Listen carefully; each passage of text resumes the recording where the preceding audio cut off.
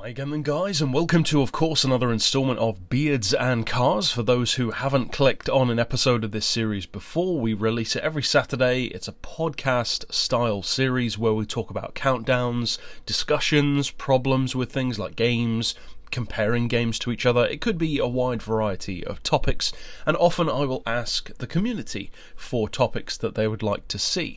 Now this one is kind of following on from a couple of other episodes where we've discussed similar things. I did features that all racing games need. I did 5 features that I believe Gran Turismo Sport needs to have, and this one is kind of like a part 2 to that video, because that in particular was in episode 60 of Beards and Cars. So if you haven't already checked that out, it does accompany this video quite well.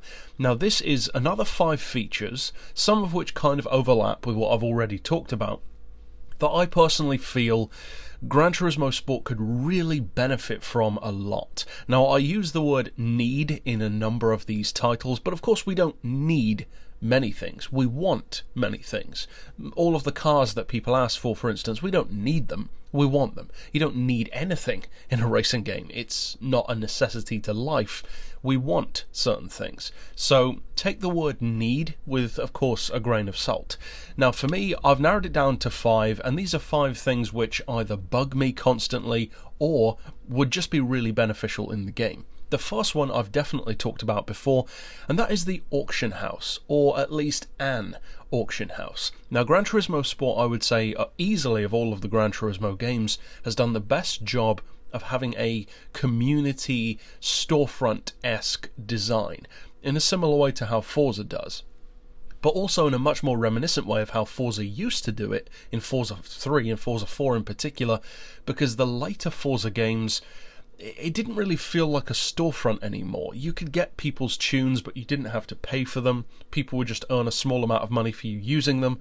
That's not really a proper storefront, and I don't really know why they did that. Whereas in Forza 4 in particular, I think they perfected the method. You would set the price of your tune. It could be anything between 1,000 and 50,000 credits, and then the person would just buy the tune and have it. That was it.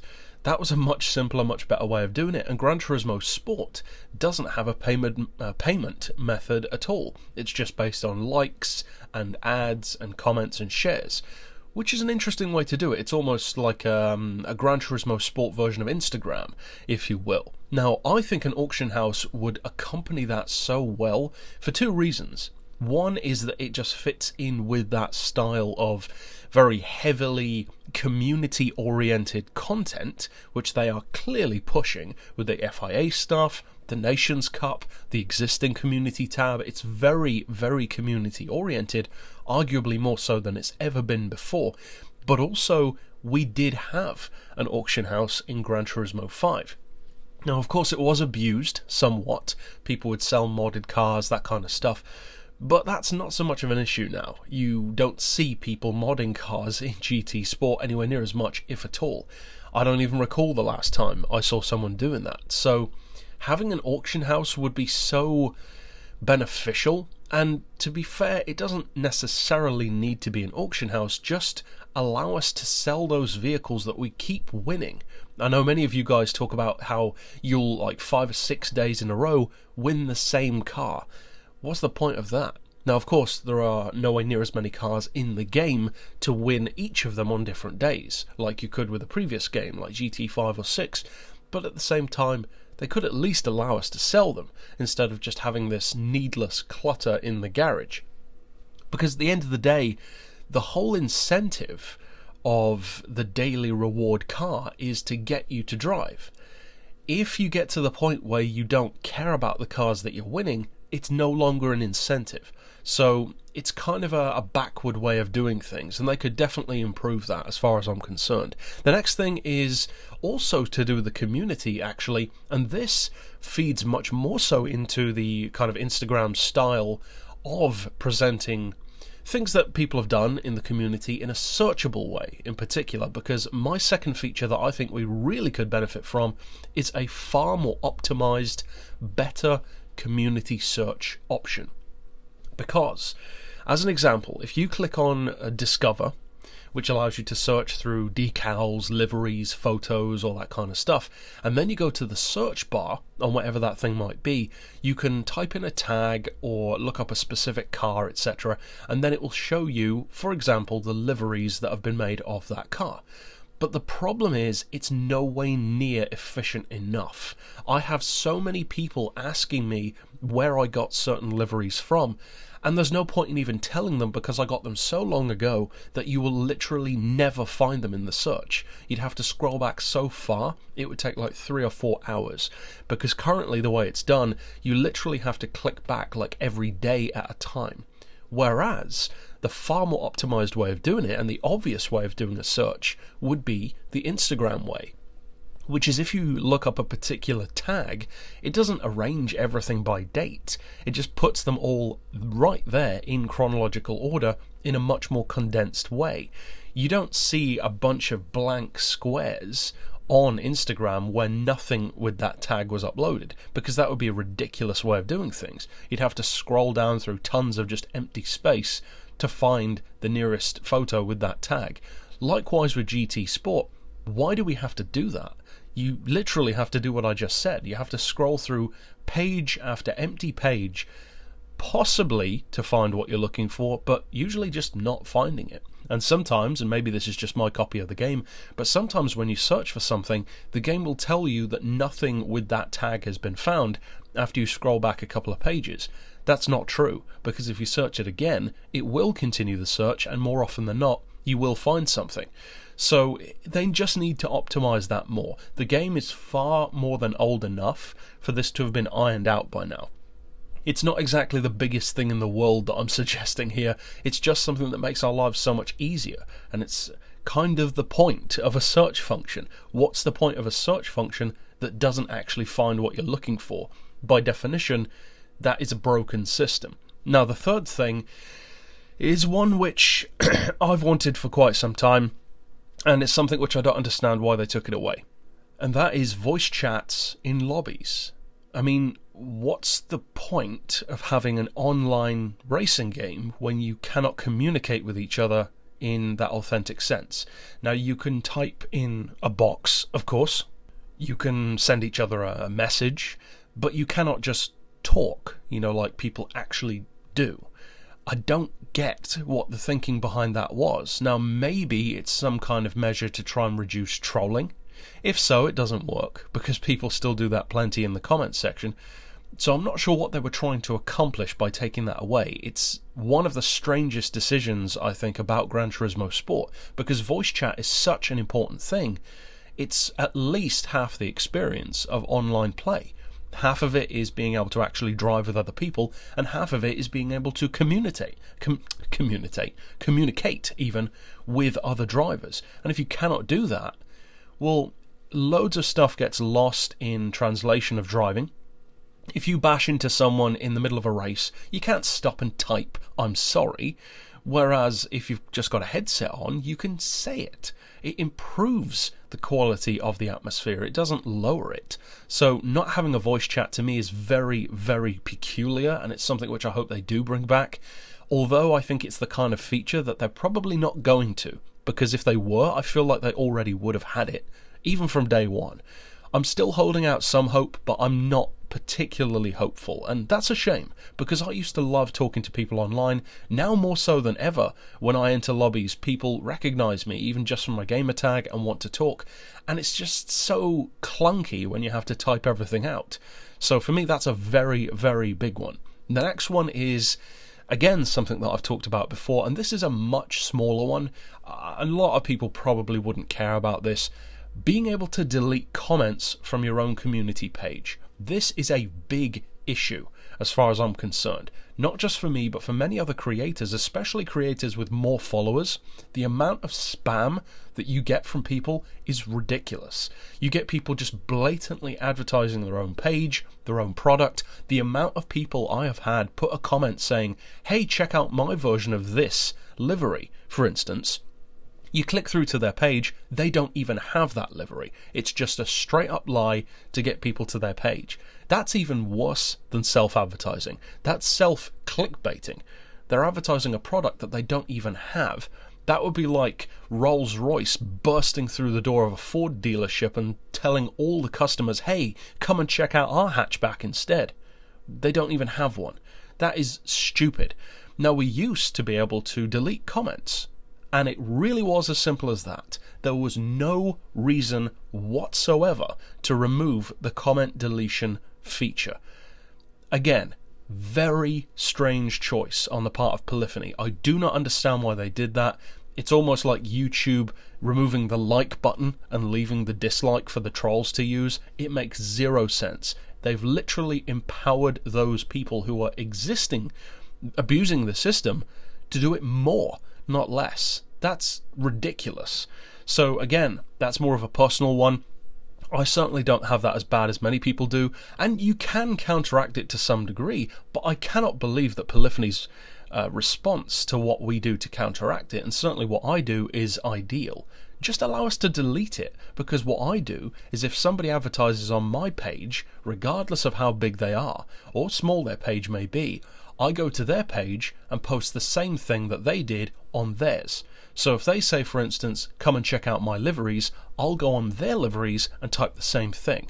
The amount of people who get aggressive about that is so funny to watch, because they're completely oblivious to how hypocritical they are. And one guy decided to make it a pastime. So in response, I went to his community page and I wrote it on 150 of his liveries. He didn't take that too well, but that is a way to stop people, and it sure did stop him. That, though, is not efficient. That does not build a cooperative community. It does not engender people toward each other. So just allow us to delete troll comments. Is that really so difficult? I don't understand why Polyphony took that away in the slightest. And the final one is one which I don't hear as much chatter about as I might have expected, but at the same time, it's one of those things that the more I think about it, that actually kind of makes sense. So for this feature, I don't necessarily feel that it's the most important thing in the world.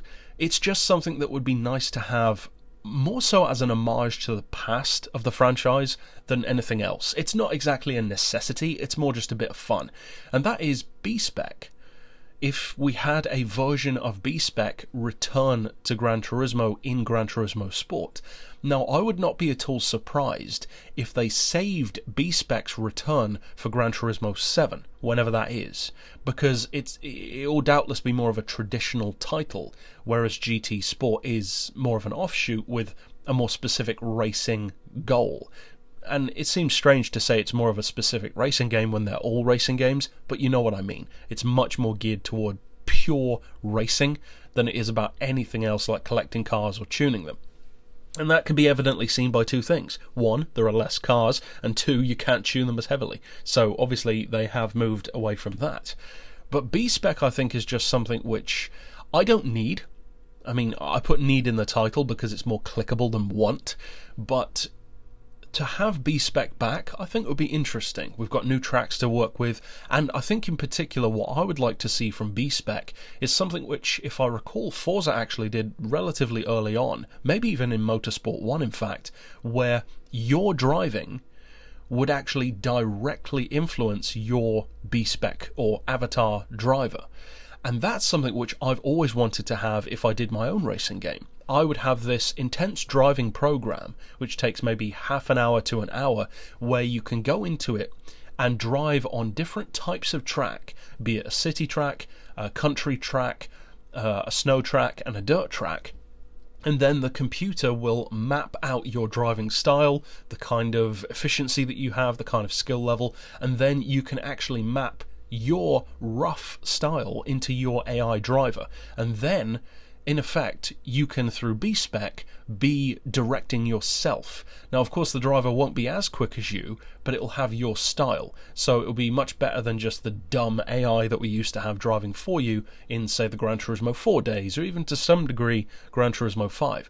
But in Gran Turismo 5, there were some great features with B-Spec, such as choosing your drivers, increasing their skill level, their endurance goes down over time. All of that was really cool stuff. And some of my favourite stuff in Gran Turismo 5, and I would say some of the best things about the whole game, are the B-Spec career, and how it's such an important thing in that game, more so than any of the others. And it really does feel like that. So for me, I think B-Spec having a return would be very interesting, but at the same time, the reason why I don't think it necessarily will, and take this with a grain of salt as well, because I also said that I didn't think Route X would come back, because the game isn't geared towards that kind of racing, but look where we are now. So of course it could well come back. Route X coming back may not seem like a big deal, but it really has undermined a lot of the expectations that I have for the game, because they're going back on what they seemed to have as a goal, because that is not exactly a relevant track when it comes to world racing and driver skill. That's purely because the fans wanted it, which is cool, but it also kind of reshifts your expectations and predictions for the game, or at least it does for me. So B-Spec I don't think will come back.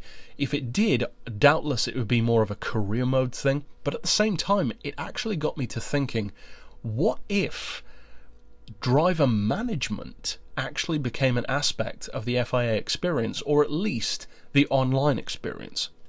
Because with the FIA stuff, of course, it's more geared towards just the driver, and that's fine. That's the way it can be.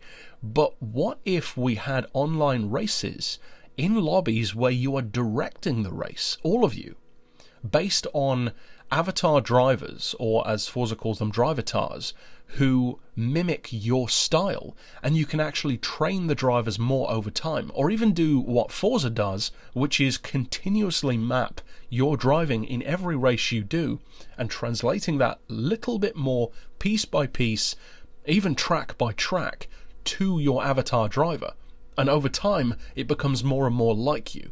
That would be really cool to see in Gran Turismo, because you'd have drivers who progress their driver really quickly because they do so many miles on so many tracks, but then you'd have others who maybe just do a few tracks over and over again, and have some tracks that they never drive on at all, and so the driver might not be as good there. To me, that's a really cool concept. It's not something that we need. I certainly would choose the other features that I've mentioned higher than B-Spec, but I just think it's an interesting one to think about. So that's it for my 5. Of course, there are more features that you could always say. Often people bring up stuff like bringing back proper visual tuning. I can certainly get behind that, of course. More in-depth performance tuning. Again, of course, driving missions being brought back, that kind of thing. So they're all very valid points. These are just the 5 that I happen to choose, and for this one, as you could kind of tell, the 5 that I chose, maybe apart from B-Spec, were kind of smaller things, just things that are more annoying to me about the game, that could definitely be optimised that much more. The auction house, a better search system, voice chat in lobbies, being able to delete troll comments, and possibly B-Spec. Those are the 5 that I wanted to highlight this time. So of course you can slap down below your choices. And that's it for this particular episode. So of course I will see you guys next time, and for now, as always, thanks for watching.